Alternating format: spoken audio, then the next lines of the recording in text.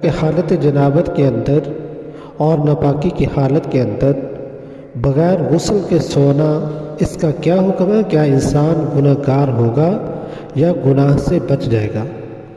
تو مسئلہ اچھے طریقے سے ذہن نشین کر لیجئے کہ ناپاکی کی حالت کے اندر سونا جائز ہے۔ ہاں، البتہ سب سے بہتر طریقہ یہ ہے کہ انسان کو اگر وقت ملے اور مشکل نہ ہو، ناممکن نہ ہو، کسی بیماری کا خطرہ نہ ہو، تو پھر کوشش کرے کہ فی الفور ہی غسل کر لیا جائے تاکہ ناپاکی کے اندر زیادہ دیر رہنے سے بچا جائے۔